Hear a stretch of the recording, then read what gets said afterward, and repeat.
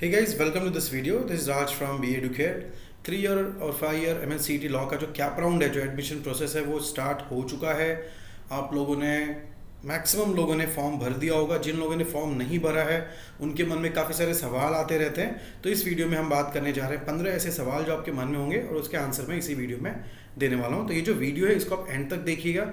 साथ साथ में बाकी के जितने वीडियोस हमने अपलोड किए हैं कैप राउंड को लेके, चाहे वो फॉर्म फिलिंग का हो या फिर डॉक्यूमेंट्स रिक्वायर्ड का हो, ठीक है, सारे वीडियोस आप स्टार्टिंग से लेके एंड तक देखिए।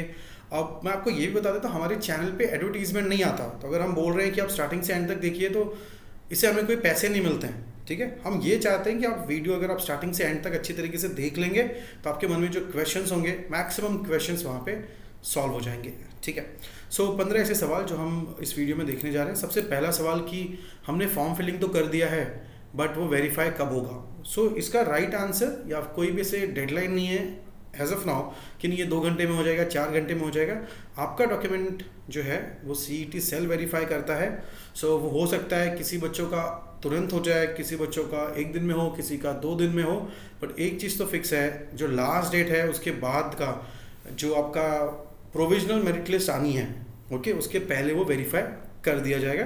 तो आपको हर आधे घंटे में चेक नहीं करना है, बाकी के बच्चों से कंपेयर भी नहीं करना है कि अरे उसका हो गया मेरा क्यों नहीं हुआ। वो सब चीज़ें मत सोचिए, वेरीफाई हो जाएगा, ठीक है। So before provisional merit list आपका जो डॉक्यूमेंट्स है वो वेरीफाई हो जाएगा। एंड उसके बाद भी अगर आपके डॉक्यूमेंट्स में कुछ मिस्टेक रहा तो वहाँ से कमेंट आएगा, आप उसको एडिट कर पाओगे।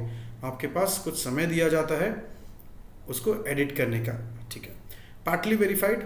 पार्टली वेरीफाइड का मतलब होता है कि आपने अगर मान लीजिए कि 10 डॉक्यूमेंट्स या 6 डॉक्यूमेंट्स कुछ आपने अपलोड किया था, उसमें से 5 डॉक्यूमेंट सही हैं, एक में कुछ मिस्टेक है, तो वही आपके स्क्रीन पे लिख जाएगा कि क्या मिस्टेक है। अगर मिस्टेक है तो यू हैव टू रेक्टिफाई। अगर वहाँ पे आपको एडिट करने का ऑप्शन मिल रहा है, अनलॉक फॉर्म करके आप एडिट कर लीजिए, अपलोड कर दीजिए, वो वेरीफाई हो जाएगा। नहीं हुआ तो भी दिक्कत नहीं है, आपको जब विंडो मिलेगा आपको एडिट करने का तब आप एडिट कर पाओगे, फिर वो वेरीफाई हो जाएगा। व्हाट नेक्स्ट आफ्टर वेरिफिकेशन, तो भाई आपका ये आपने एडमिशन जो प्रोसेस है उसमें आपने पार्टिसिपेट कर लिया है, आपके डॉक्यूमेंट सारे वेरीफाई हो चुके हैं। अच्छा, एक और चीज़ मैं आपको बता देता हूँ, ये जो वेरिफिकेशन होता है ये फर्स्ट लेवल ऑफ वेरिफिकेशन है। इसके बाद भी एक वेरिफिकेशन होता है जो कॉलेज में होगा। तो यहाँ पे हो सकता है अगर आपको फॉर्म में दिख रहा है कि आपने कुछ मिस्टेक किया है और गलती से वेरीफाई हो चुका है, तो इसको ये मत समझिए कि अभी आगे तकलीफ नहीं आएगी, ठीक है। It is your responsibility to make sure everything is correct, ठीक है। ये आप ही की रिस्पॉन्सिबिलिटी। तो अगर आपने एक बच्चे ने मुझे कॉल करके बोला सर मैंने ये डॉक्यूमेंट की जगह पे उसको CET का एप्लीकेशन फॉर्म नहीं मिल रहा था, उसने हॉल टिकट अपलोड कर दिया, ओके। सो इस प्रकार से ऐसे बहुत सारे बच्चों के मन में रहता है कि सर हमने ये फाइल अपलोड कर दी थी बट वो गलती से वेरीफाई हो गया है, तो क्या सही है? जी नहीं, ये सही नहीं है। आपको मेक श्योर करना है कि आप सही डॉक्यूमेंट से अपलोड किए, क्योंकि आज आप बच जाओगे बट कल को जाके कॉलेज मिला और अब कॉलेज वाले ने आपको रिजेक्ट कर दिया, फिर क्या करोगे, ठीक है। फिर से आपको पूरा प्रोसेस जो राउंड 2 होगा उसमें पार्टिसिपेट करना होगा और फिर पता नहीं कि आपको वो कॉलेज मिले ना मिले, ठीक है। तो आप रिस्क बिल्कुल मत लीजिए। ग्रेजुएशन कन्वर्जन सर्टिफिकेट कंपलसरी है क्या? यस, कंपलसरी है। सारे स्टूडेंट, चाहे आप स्टेट बोर्ड से हो चाहे किसी भी बोर्ड से हो इंडिया में या फिर, ठीक है, तो आपको कन्वर्जन सर्टिफिकेट ग्रेजुएशन का कंपलसरी है। अच्छा, 10th एंड 12th का अगर आप महाराष्ट्र बोर्ड से हो तो आपको 10th एंड 12th का कन्वर्जन सर्टिफिकेट बनाने की जरूरत नहीं है। आपको सिर्फ अगर आप CBSE बोर्ड या फिर और किसी बोर्ड से हो, महाराष्ट्र बोर्ड को हटा के आप जिस किसी और अलग बोर्ड से हो, तो ही आपको 10th एंड 12th का कन्वर्जन सर्टिफिकेट बनाना कंपलसरी है, ठीक है। फॉर्मेट क्या है वो CET सेल के वेबसाइट पे लिखा हुआ है, उसको आप एडिट कर सकते हो, ठीक है। वहाँ पे अगर कोई जो डॉक्यूमेंट्स दी गई हैं उसमें आपको लग रहा है कि ये आपके लिए अप्लीकेबल नहीं, उसको आप हटा भी सकते हो। मेन मकसद जो है कन्वर्जन सर्टिफिकेट का वो ये है कि आपका जो डिटेल्स है वो परसेंटेज में उनको दिखना चाहिए कि यस आप इतना आपका परसेंटेज आया है, चाहे वो 10th हो चाहे 12th हो चाहे ग्रेजुएशन हो, ठीक है। कन्वर्जन सर्टिफिकेट खुद बनाना है या कॉलेज से? देखिए, अगर आपका मार्क्स प्रॉपरली लिखा हुआ है सर्टिफिकेट पे, मार्कशीट पे, तो आप खुद से बना लीजिए। ग्रेजुएशन का भी, या फिर आप कॉलेज से फॉर्मूला लेके कन्वर्जन सर्टिफिकेट खुद से बना लीजिए। अगर आपको कोई दिक्कत हो रही है कि नहीं ये फॉर्मूला सही नहीं बैठ रहा है, परसेंटेज में डिफरेंस आ रहा है, तो हम रेकमेंड करते हैं कि आप कॉलेज से जाके कन्वर्जन सर्टिफिकेट ले लीजिए या फिर फॉर्मूला लेके आ जाइए और आप खुद से बना लीजिए। How to calculate CGPA grades to mark, ये काफ़ी सारे स्टूडेंट्स के मन में सवाल होता है। इसका राइट आंसर आप गूगल करोगे तो भी नहीं मिलेगा।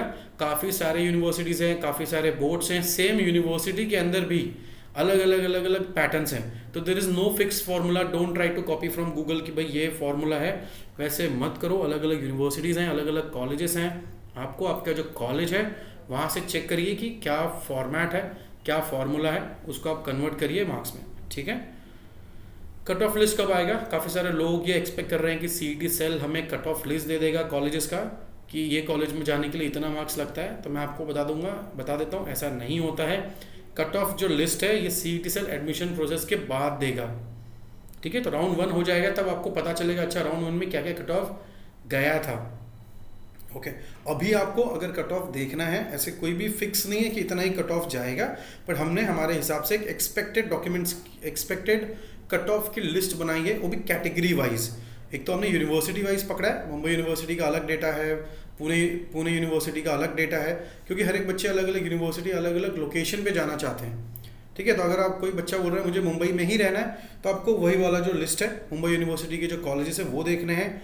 और उसके अंदर भी कैटेगरी वाइज है, हमने सिर्फ जनरल कैटेगरी का नहीं रखा है, हमने एमएस का भी रखा हुआ है, महाराष्ट्र स्टेट के बच्चों का open category, outside Maharashtra students का भी बच्चों का रखा हुआ है, ओके। एससी एसटी जितने भी कैटेगरीज हैं वहाँ पे हमने रखा हुआ है। एंड वो हमारा जो कोर्स है हमारे कोर्स के अंदर है, आप ऐप से ओपन कर सकते हो, उसकी लिंक डिस्क्रिप्शन बॉक्स में। 99 रुपीज़ का वो है पैक, जिसमें आपको एक्सपेक्टेड कट ऑफ की लिस्ट मिलेगी, रेगुलर अपडेट्स मिलते रहेंगे, एंड आपके जो भी क्वेश्चंस होंगे वहाँ पे चैट बॉक्स के अंदर सपोर्ट है, ठीक है। ओरिजिनल डॉक्यूमेंट्स नहीं है तो भैया ओरिजिनल डॉक्यूमेंट्स अगर आपके पास नहीं है तो आपको अभी शायद आपका जो डॉक्यूमेंट है वो वेरीफाई हो जाए, बट कॉलेज में आपको ओरिजिनल डॉक्यूमेंट्स ही देने होंगे। तो जो भी आप स्कैन कर रहे हो, मान लो आपका 10th का 12th का ग्रेजुएशन का जो भी आप डॉक्यूमेंट स्कैन कर रहे हो वो ओरिजिनल होना चाहिए, फोटोकॉपी का स्कैनिंग अलाउड नहीं है, ठीक है। लास्ट सेमेस्टर मार्कशीट नहीं है, और ये काफ़ी सवाल, बहुत बड़ा सवाल है, काफ़ी सारे स्टूडेंट्स के मन में है ये। काफ़ी सारे ऐसे यूनिवर्सिटीज़ है जहाँ पे अभी तक रिजल्ट नहीं डिक्लेयर्ड हुए हैं लास्ट सेमेस्टर का। तो मैं आपको बता देता हूँ, जब तक जो ऑफिशियल जो ब्रोशर है उसमें यही लिखा हुआ है, क्योंकि अगर कन्वर्जन सर्टिफिकेट ही नहीं बन पाया तो आप आगे पार्टिसिपेट नहीं कर पाओगे। तो जब तक आपके पास मार्कशीट नहीं है तब तक आप यहाँ पे एलिजिबल नहीं हो फॉर्म भरने का। यस, एक तरीका है आपको वेट करना है, या फिर अगर आपकी सॉफ्ट कॉपी आ चुकी है, अगर आपको PDF फाइल आपके कॉलेज ने दे दिया कि ओके ये आपकी मार्कशीट है, तो वो आप लेके उस पर कॉलेज का स्टैंप लेके, या फिर कॉलेज एक प्रोविजनल मार्कशीट बना के दे सकता है, वो कोई भी एक, चाहे PDF को स्कैन करके कॉलेज का स्टैंप ले लीजिए, चाहे कॉलेज को बोलिए मुझे प्रोविजनल मार्कशीट बना दीजिए, उस पर कॉलेज का स्टैंप हो। पर अगर आपके पास सॉफ्ट कॉपी आई है तो ही आप वो ऐसा कर सकते हो, फिर आप यहाँ पे पार्टिसिपेट कर सकते हो। इन केस आपके पास अभी तक रिजल्ट नहीं आए हैं तब तक आपको वेट करना पड़ेगा, कोई प्रोविज़न नहीं है। काफ़ी सारे स्टूडेंट्स ने सीईटी सेल को मेल भी डाला कि, तो उनका जो सीईटी सेल का रिप्लाई था उनको कि वो ये था कि ये जो प्रॉब्लम है ये आपका और आपके कॉलेज या यूनिवर्सिटी का प्रॉब्लम है, इसमें सीईटी सेल इन्वॉल्व नहीं है, ठीक है। तो जब तक आपके पास मार्कशीट नहीं आ जाती है लास्ट सेमेस्टर की, तब तक आप यहाँ पे पार्टिसिपेट नहीं कर पाओगे। काफ़ी सारे स्टूडेंट्स के मन में ये भी सवाल होता है कि मेरे पास 3rd सेमेस्टर की मार्कशीट नहीं है, 2nd सेमेस्टर की मार्कशीट नहीं है, सब कुछ ना कुछ इज़ मिसिंग। तो बिना उसके आप नहीं कर पाओगे, आपको कॉलेज से फटाफट जाइए, कॉलेज से आप डुप्लीकेट लेके आइए या प्रोविजनल मार्कशीट लेके आइए विद स्टैम्प, तो ही आप पार्टिसिपेट कर पाओगे, तो ही आपका एडमिशन होगा। Can we edit college preferences round 2? Yes, आप कॉलेज प्रेफरेंसेज एडिट कर सकते हो। एक चीज़ याद रखिएगा, जो आपने पहली बात तो जो सीईटी में फॉर्म भरा था सीईटी के लिए, उसमें अगर आपकी कुछ गलती हो गई थी, यहाँ पे आप चेंज करना चाहते हो तो कर सकते हो।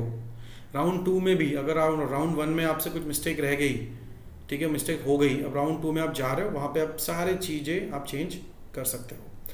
डॉक्यूमेंट्स लिस्ट, एक तो सीईटी सेल के जो कैप का वेबसाइट है उस पर भी डॉक्यूमेंट लिस्ट है, कैप के ब्रोशर में भी डॉक्यूमेंट्स की लिस्ट है, हमारे यूट्यूब पे भी 2 वीडियोज़ हैं डॉक्यूमेंट्स लिस्ट की, ठीक है, क्या क्या डॉक्यूमेंट्स आपको लगने वाले हैं, तो उसको एक बार आप अच्छी तरीके से देख लीजिए। कैप कोर्स के अंदर भी हमने एक मटेरियल बना के रखा हुआ है डॉक्यूमेंट्स लिस्ट का, तो पूरी लिस्ट है, आप उसको एक बार अच्छे से देख लीजिए, आपको समझ में आ जाएगा क्या क्या डॉक्यूमेंट्स लगने वाले हैं। और एक फॉर्म फिलिंग का जो वीडियो है, चाहे 3 इयर्स का हो चाहे 5 इयर्स का हो, step by step form filling video हमने किया हुआ है, तो आपको वहाँ पे दिख जाएगा क्या क्या डॉक्यूमेंट्स। एक ही चीज़ ध्यान रखिए, आपको ऐसा कोई डॉक्यूमेंट्स मांग ही नहीं रहे हैं जो आपके पास ना हो, ठीक है। तो एक आपका 10th का सर्टिफिकेट होगा, एक 12th का हो गया, एक ग्रेजुएशन के सारे सेमेस्टर हैं अगर आप 3 इयर्स के लिए हो, अगर आपने पोस्ट ग्रेजुएशन किया है तो वहाँ के भी आपको डॉक्यूमेंट्स तो दिखाने पड़ेंगे ना।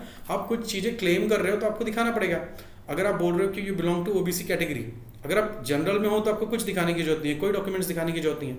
पर इफ यू आर क्लेमिंग कि आप इस पर्टिकुलर कैटेगरी में आ रहे हो तो आपको उसकी caste certificate, cast validity certificate और नॉन क्रीमी लेयर सर्टिफिकेट ये तो दिखाना ही होगा, तो ही आप वहाँ पे एलिजिबल हो। ठीक है, आप बोलोगे आप माइनॉरिटी के अंदर आते हो तो डेफिनेटली आपको परफॉर्मा हो जो पीडीएफ के अंदर है उसका प्रिंट आउट लेना है, फॉर्म भरना है, स्कैन करना है, अपलोड करना है।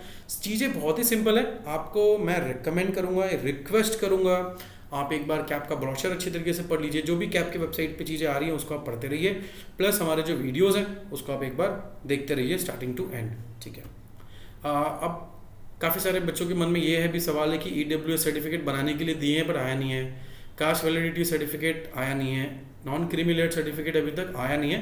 तो अगर आपके पास नहीं आया है तो आपके पास दो ही ऑप्शन है। पहला, अगर आपके पास है ही नहीं, आपने बनाने के लिए भी नहीं दिया है, तो डेफिनेटली आप इस कैटेगरी में नहीं आ सकते हो। आपने बनाने के लिए दिया हुआ है तो आपको एक एप्लीकेशन रिसीट नंबर मिलेगी, रिसीट दी जाएगी, तो उस रिसीट से भी आप अपलोड कर सकते हो, उस रिसीट से भी आप आगे बढ़ सकते हो। ठीक है, अब कब सबमिट करना है document? Second round, cap round 2 जब चालू होगा, जब वो खत्म होगा, तब तक आपके पास समय दिया गया। अब क्या वो आगे बढ़ेगी? बढ़ सकती है, बट जब तक ऑफिशियल CDSL के वेबसाइट पे कुछ सर्कुलर नहीं आ जाता तब तक हम आपको कैसे बताएं। ठीक है, तो वी हैव टू वेट। फिलहाल जिन लोगों को मैं आपको रिक्वेस्ट कर रहा हूँ, आप अगर आपके पास सर्टिफिकेट हैं, आप बना रहे हो तो ही आप ये डालिए, नहीं है सर्टिफिकेट, आप नहीं बना रहे हो, नहीं बना पाओगे तो इस कैटेगरी में आप, जनरल कैटेगरी में आप आ सकते हो। ठीक है, फीस फॉर कैप राउंड, काफ़ी सारे लोगों को लगता है कि कैप राउंड की फीस होगी। नहीं भैया, कोई फीस नहीं है कैप राउंड की, ये फ्री ऑफ कॉस्ट होता है। यस, जब आप कॉलेज सेलेक्ट करोगे तब आपको कॉलेज का कंफर्मेशन के लिए कुछ पैसे देने होंगे, कॉलेज की फ़ीस जो होगी वो आपको देनी होगी, बट कैप राउंड के लिए कोई भी फीस नहीं है। डिफरेंस है इन परसेंटेज ड्यूरिंग कन्वर्जन। तो क्या काफ़ी सारे स्टूडेंट्स का ये भी सवाल है कि जो हमारी मार्कशीट है, ठीक है, उसमें जो परसेंटेज आ रहा है और जो हम कन्वर्जन सर्टिफिकेट बना रहे हैं वो उसमें मिसमैच हो रहा है। तो मैं आपको बताता हूँ मिसमैच होना ही नहीं चाहिए। आपका जब डॉक्यूमेंट्स कोई भी चेक करेगा, आप भी अगर कोई किसी का डॉक्यूमेंट चेक कर रहे हो, आपको 2 सर्टिफिकेट दिख रहे हैं, एक पे 50% है, दूसरे पे 51 है, तो डेफिनेटली आप भी रिजेक्ट करोगे, क्योंकि आपको मालूम पड़ गया कि कहीं पे मिस्टेक है। तो ये जो मिस्टेक है ये नहीं होना चाहिए। आप उसको सही तरीके से बनाइए, कॉलेज से हेल्प लीजिए एंड उसको प्रॉपर कन्वर्ट करके एक ही कन्वर्जन होना चाहिए, एक ही परसेंटेज होना चाहिए। अदरवाइज आपका जो फॉर्म है वो रिजेक्ट हो जाएगा या फिर कॉलेज रिजेक्ट कर देगा एडमिशन के टाइम पे। Can I change category? काफ़ी सारे स्टूडेंट्स का एक ही, जब हमने CET का फॉर्म भरा था तो हम ओपन में थे, अभी हमारे पास सर्टिफिकेट्स आ गए हैं, EWS आ चुका है, तो क्या हम चेंज कर सकते हैं? येस, आप कैप राउंड 1 में CET आपने जो फॉर्म भरा था वो सिर्फ CET के लिए था। ये जो चीज़ है कैप राउंड, ये अब आपका अलग चीज़ है। यहाँ पे आपको कोई भी चीज़ चेंज करना है, आप चेंज कर सकते हो। लॉक एंड अनलॉक ऑप्शन क्या होता है? लॉक मतलब होता है कि आपकी फॉर्म लॉक हो चुकी है, अनलॉक का मतलब होता है अब आप उसको अनलॉक कर रहे हो in case if you want to edit anything. अब काफ़ी सारे स्टूडेंट्स को नहीं मिल रहा है अनलॉक का ऑप्शन, मतलब वो अनलॉक पे क्लिक कर रहे हैं तो अनलॉक नहीं हो रहा है, तो उसमें हम कुछ नहीं कर सकते। आप CDSL को कॉन्टैक्ट कर सकते हो। बट जिधर अनलॉक हो रहा है, आपको लग रहा है कि आपके फॉर्म, अब इसको प्ले मत करो। कुछ बच्चे बोलते हैं सर मैंने दिन में 4 बार चेंज किया, ऐसे मत करो। एक बार लॉक हो गया उसको लॉक ही रहने दो। इन केस आपको लग रहा है नहीं इसको चेंज करना चाहिए तो ही उसको अनलॉक करिए। सिर्फ बहुत ही सिंपल है, कोई चीज़ लॉक्ड है मतलब आप चेंज नहीं कर पाओगे, कोई चीज़ अनलॉक है मतलब आप चेंज कर पाओगे। But you have to make sure कि जब अनलॉक हो गया तो उसको फिर से लॉक करना है। ठीक है, तो आई होप आपके जो ये 15 सवाल में से अगर आपके ये 10 और ये 5 यहाँ पे आपके मन में कुछ भी क्वेश्चन रहा होगा वो क्लियर हो गया होगा। कुछ नहीं भी है तो इसी कमेंट बॉक्स के, इसी यूट्यूब के जो वीडियो है इसके नीचे कमेंट बॉक्स में आपका जो क्वेश्चन है वो डाल दीजिए। अच्छा, कैप के स्केड्यूल के लिए क्वेश्चन मत डालिए, वो एक PDF फाइल है, उसमें आप देख लीजिए क्या क्या डेट्स हैं, उसके हिसाब से कैप राउंड होने वाला है। काफ़ी सारे बच्चे यही सवाल पूछते हैं सर लास्ट डेट क्या है, लास्ट डेट क्या है? भाई लास्ट डेट का वेट मत करो, ठीक है, किसी भी चीज़ का कभी भी हमें लाइफ में लास्ट समय का वेट नहीं करना चाहिए, पहले करो ताकि कुछ मिस्टेक है, कोई डॉक्यूमेंट्स लग रहा है वो हम उसको सही तरीके से कर पाएँ। तो कैप का स्केड्यूल आप डाउनलोड कर लीजिए, कैप का ब्रोशर पढ़ लीजिए, चैनल सब्सक्राइब कर लीजिए ताकि आपको इसी प्रकार से रेगुलर अपडेट्स मिलते रहे। Fine, so thank you so much. We wish you all the very best for your selection. Thank you.